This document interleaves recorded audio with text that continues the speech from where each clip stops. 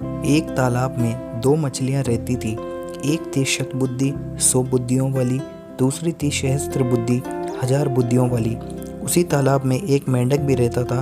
उसका नाम था एक बुद्धि। उसके पास एक ही बुद्धि थी, इसलिए उसे बुद्धि पर अभिमान नहीं था। शतबुद्धि और सहस्त्र बुद्धि को अपनी चतुराई पर बड़ा अभिमान था। एक दिन संध्या के समय तीनों तालाब के किनारे बातचीत कर रहे थे। उसी समय उन्होंने देखा कि कुछ मछुआरे हाथों में जाल लेकर वहां आए।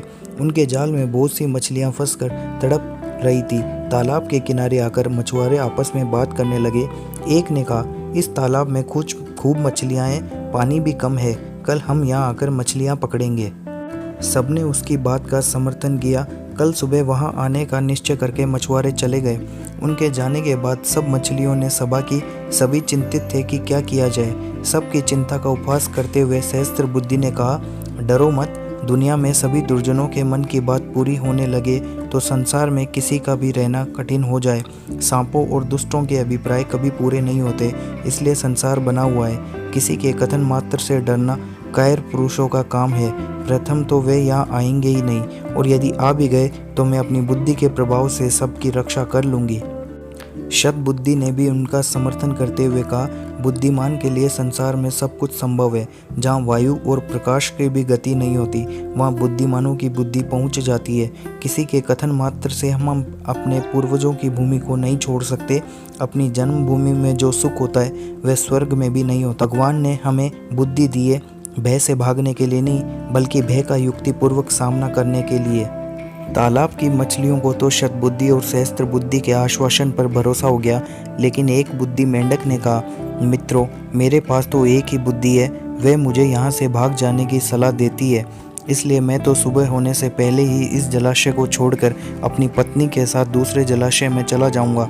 ये कहकर वह मेंढक मेंढकी को लेकर तालाब से चला गया। दूसरे दिन अपने वचनानुसार वहाँ मछुआरे आए। उन्होंने तालाब में जाल बिछा दिया। तालाब की सभी मछलियाँ जाल में फंस गई।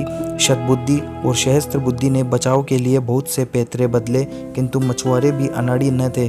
उन्होंने चुन चुन कर सब मछलियों को जाल में बांध लिया। सब ने तड़प तड़प कर प्राण दिए। संध्या के समय मछुआरों ने मछलियों से भरे जाल को कंधे पर उठा लिया। शतबुद्धि और सहस्त्र बुद्धि बहुत भारी मछलियां थी, इसलिए इन दोनों को उन्होंने कंधे पर और हाथों पर लटका लिया था। उनकी दुर्व्यवस्था देखकर मेंढक ने मेंढकी से कहा, देख प्रिय, मैं कितना दूरदर्शी हूँ। जिस समय शतबुद्धि कंधों पर और सहस्त्र बुद्धि हाथों में लटकी जा रही है, उस समय मैं एक बुद्धि इस छोटे से जलाशय के निर्मल जल में सानंद विहार कर रहा हूँ। इसलिए मैं कहता हूँ कि विद्या से बुद्धि का स्थान ऊंचा है, और बुद्धि में भी सहस्त्र बुद्धि की अपेक्षा एक बुद्धि होना अधिक व्यवहारिक है। इस कहानी से हमें यह शिक्षा मिलती है कि विद्या से बुद्धि का स्थान ऊंचा होता है, और बुद्धि में भी सहस्त्र बुद्धि की अपेक्षा एक बुद्धि होना अधिक व्यवहारिक है।